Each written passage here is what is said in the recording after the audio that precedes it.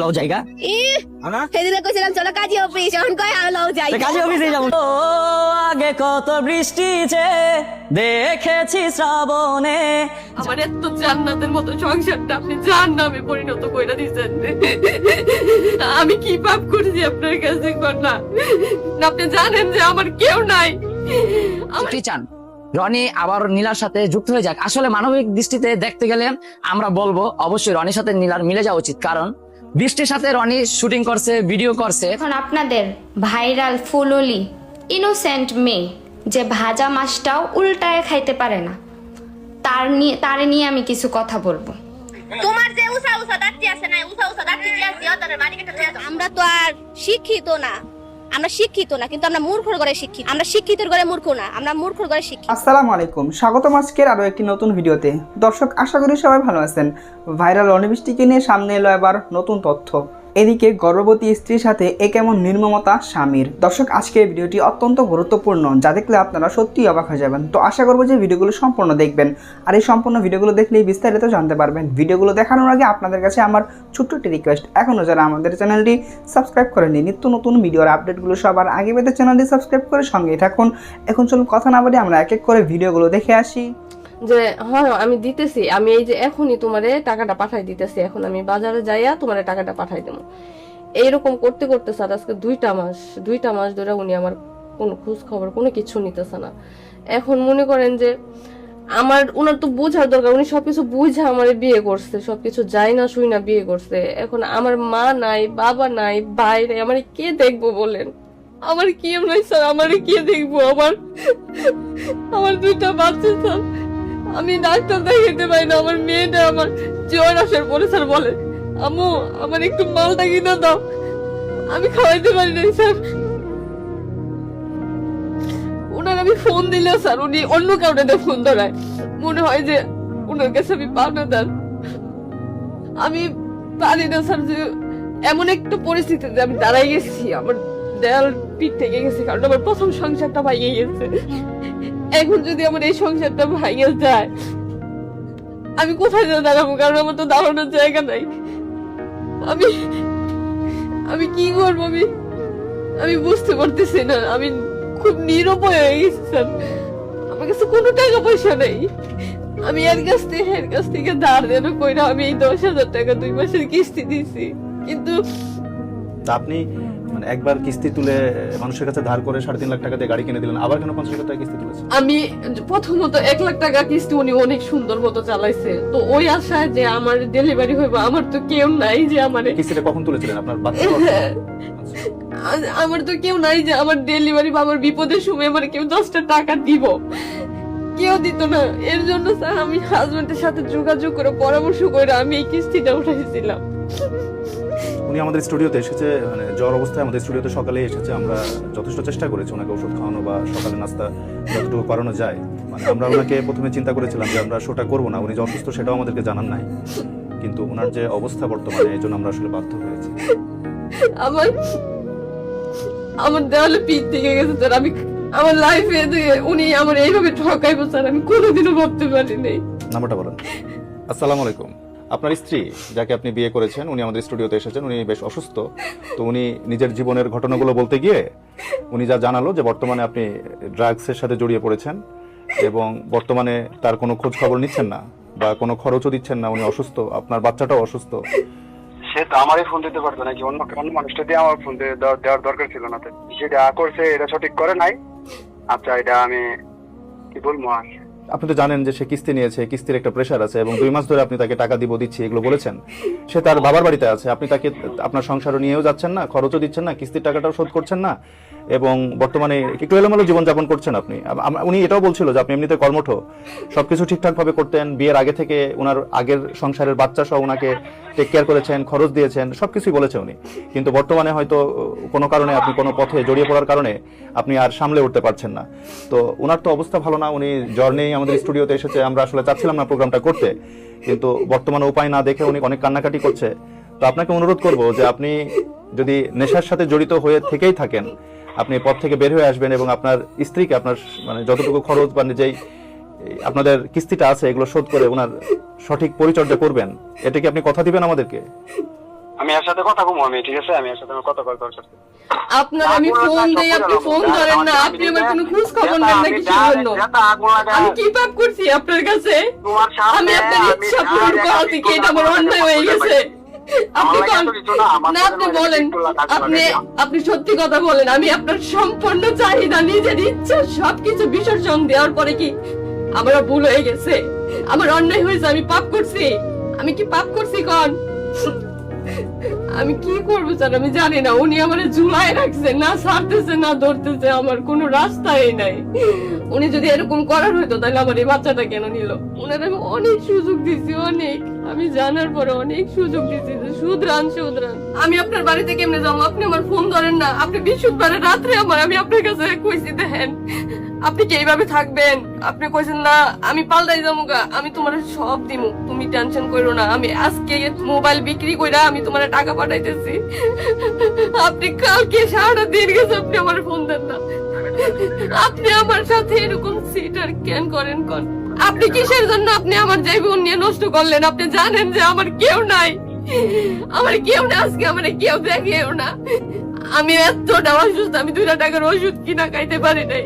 আপনি নেশা পানি খাইতে খাইতে আপনি আমার এত জান্নাতের মতো সংসারটা আপনি জাহান্নামে পরিণত কইরা দিয়েছেন। আমি কি পাপ করছি আপনার কাছে কন্যা? উনি আপনাকে যথেষ্ট সময় দিয়েছে, সুযোগ দিয়েছে। আপনি যদি নেশায় আসক্ত হয়ে থাকেন, আপনার কথা শুনে আপনি তো যেহেতু অস্বীকার করলেন না, আপনাকে বলা হয়েছে, আপনি কোনো কথাই বলেন না, আমরা ধরে নিচ্ছি আপনি নেশায় আসক্ত। নেশার জগৎ থেকে বের হয়ে এসে আপনি আপনার সংসারের প্রতি মনোযোগ দেন, আপনি তাকে আগলে নেন, এবং আমরা এই প্রোগ্রামটা কন্টিনিউ না করি কারণ ওনার শারীরিকভাবে সমস্যা, বুঝতে পারছি। আজ এই পর্যন্ত আপনি নিজেকে একটু অনেকটা লও জায়গা সেদিন কইছিলাম চলো কাজী অফিস, এখন কয় লও যাই কাজে অফিসে যাবো। ও আগে কত বৃষ্টি যে দেখেছি শ্রাবণে, যাক বৃষ্টি। হ্যাঁ বলে ভালো আছো? দিছিলাম। আচ্ছা, তোমার আজকে এত সুন্দর লাগতেছে কেন? জানি না, বিশ্বাস করো, আমি আজকে তোমার দূর থেকে দেখে না আমার বাইরে আর আয়। সত্যি না, এটা আমি আরে না, সত্যি কথা। তারপরে মিথ্যা কথা। আরে না, এটাই সত্যি কথা। শুনো না, তোমার আজকে এত সুন্দর লাগতেছে, চলো আজকে জায়গা। ইস চই গো হ্যাঁ, মামা লাগে। আরে কি মামা নামা লাগাই দিছে?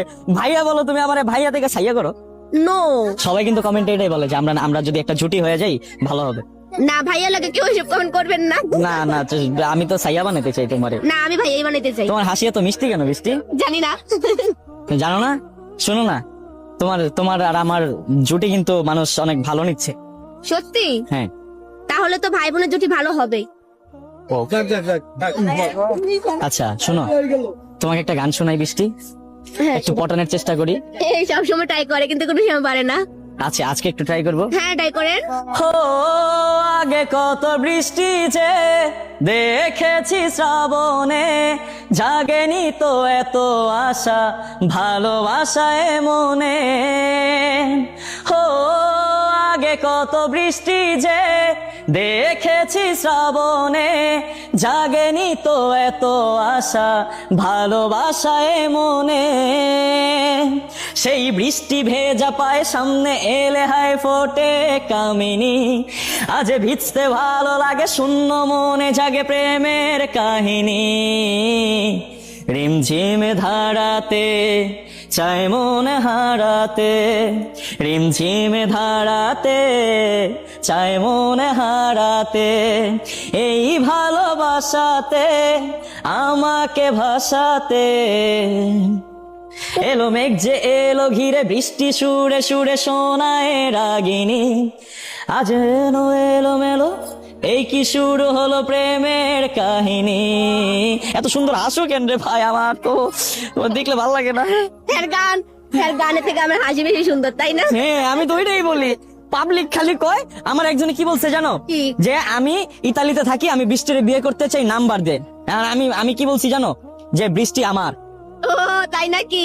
উনি কিন্তু আমার ভাইয়া লাগে। আরে সাইয়া, আরে ভাইয়া, আরে সাইয়া, আরে ভাইয়া না, আরে মামা। আরে কি এর মামা? আমি কিন্তু আর বেশি কম। যেকোনো একটা বানাও, সাইয়া বানাও। ভাইয়াই বানাবো না, সাইয়াই বানাও। মামাই বানাবো। আচ্ছা, তুমি এই যে তোমার আর আমার যে ভিডিওগুলো, এটা কিন্তু অনেক ভিউ হয়েছে, তুমি দেখছো? হ্যাঁ দেখছি। একটা প্রায় 9 মিলিয়ন, একটা 4 মিলিয়ন, 6 মিলিয়ন। এখন এগুলা মানুষ যে দেখে, ফেসবুকে একটা গেছে প্রায় 1.2 মিলিয়ন। হ্যাঁ দেখছি। দেখছো? আচ্ছা, তো আমার যে ভালোবাসার মানুষগুলো আছে তোমার যে বিয়ে করতে চায় আমার তো সহ্য হয় না, আমার মন চায় খায় কামড়া ছিঁড়া ফেলি। তুমি একটু কিছু বইলা দাও। মেয়ে হয়ে যেটা আমি জন্মাইছি, অনেক ছেলে বিয়ে করতে চাইবো, কিন্তু আরো 5 বছর। 5 বছর? আমি 5 বছর কেন, 5 যুগ ওয়েট করবো তোমার জন্য। সত্যি? হ্যাঁ সত্যি।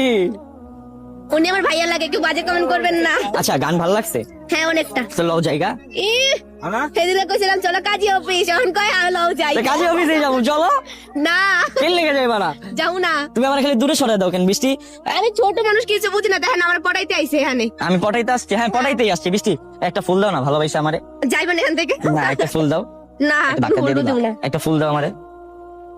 আমাদের আর একটা ধাক্কা দাও, একটা ধাক্কা দাও আমারে। যাইবেন এখান থেকে।